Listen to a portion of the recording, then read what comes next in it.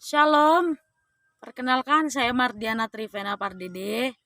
Saya penyuluh agama yang bertugas di Kecamatan Bukit Batu. Saya akan membagikan renungan buat kita semua, bahkan untuk saudara-saudaraku yang mungkin saat ini sedang mengalami kelemahan tubuh atau apapun yang sedang dihadapinya. Mari saat ini kita mau belajar kebenaran firman Tuhan untuk menguatkan iman percaya kita. Kita buka firman Tuhan dalam Yohanes 15 ayat 1 sampai 6. Firman Tuhan, pokok anggur yang benar. Akulah pokok anggur yang benar dan Bapakulah pengusahanya. Setiap ranting padaku yang tidak berbuah dipotongnya, dan setiap ranting yang berbuah dibersihkannya, supaya ia lebih banyak berbuah. Kamu memang sudah bersih karena firman yang telah kukatakan kepadamu. Tinggallah di dalam aku, dan aku di dalam kamu. Sama seperti ranting tidak dapat berbuah dari dirinya sendiri kalau ia tidak tinggal pada pokok anggur.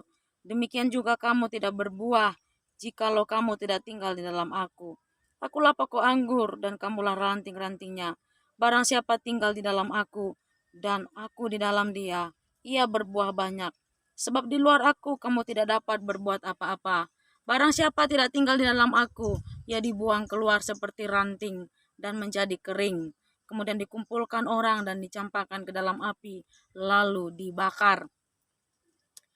Bapak Ibu Saudara kekasih di dalam Tuhan, firman Tuhan mengajarkan kita pada saat ini bahwa Yesus itu adalah pokok anggur yang benar dan kita adalah ranting-rantingnya. Kalau di ayat kedua dikatakan bahwa ranting itu setiap ranting yang padaku yang tidak berbuah dipotongnya, dan setiap ranting yang berbuah dibersihkannya supaya ia lebih banyak berbuah.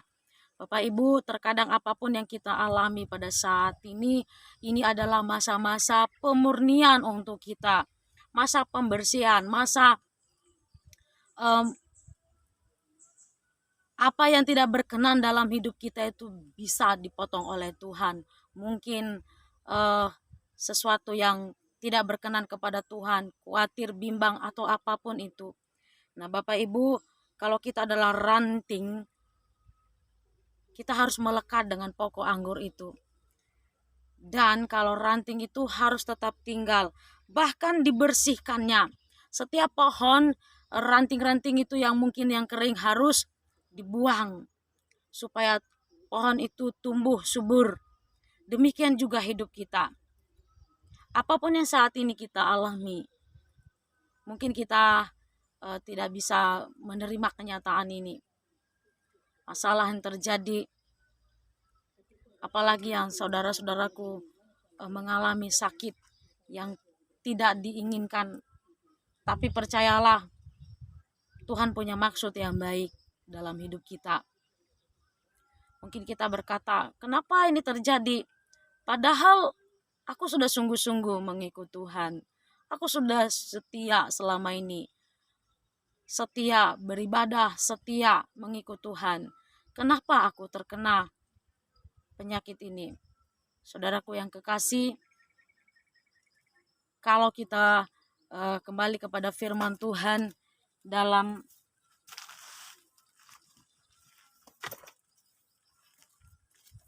Kejadian 50, ayat 20 dikatakan apa? Memang kamu telah mereka-rekakan yang jahat terhadap aku, tetapi Allah telah mereka-rekakannya untuk kebaikan.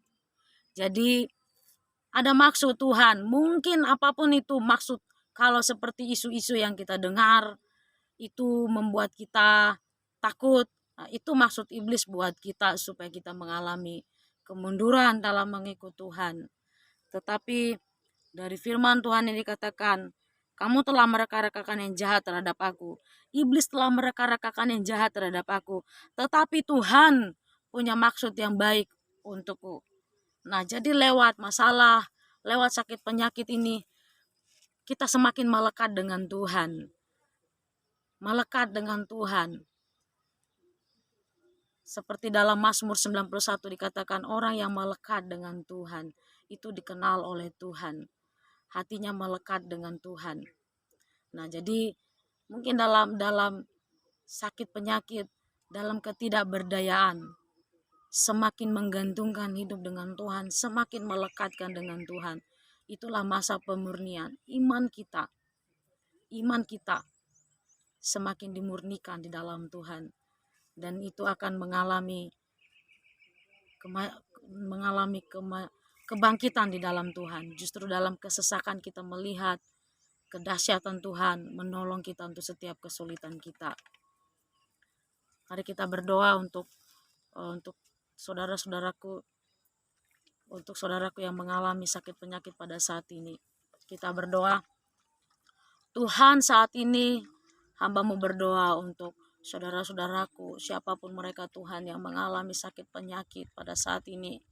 Kami tahu Tuhan Yesus, melalui virus ini iblis boleh mereka-rekakan yang jahat kepada kami, tetapi Tuhan punya maksud yang baik. Campur tangan-Mu Tuhan, membalikan keadaan ini untuk mendatangkan kebaikan bagi kami, dan kami akan melihat tangan Tuhan yang ajaib terjadi bagi kami. Tuhan, kami percaya kepada kuasa-Mu Tuhan Yesus. Jadilah mujizat Tuhan. Dalam nama Tuhan Yesus, kesembuhan terjadi untuk saudara-saudaraku. Khawatir bimbang kami tolak dalam nama Tuhan Yesus. Dan kami semakin melekat dengan Tuhan. Dalam nama Tuhan Yesus kami berdoa. Haleluya. Amin. Puji Tuhan, biarlah kita semakin dikuatkan di dalam Tuhan Yesus. Haleluya. Amin.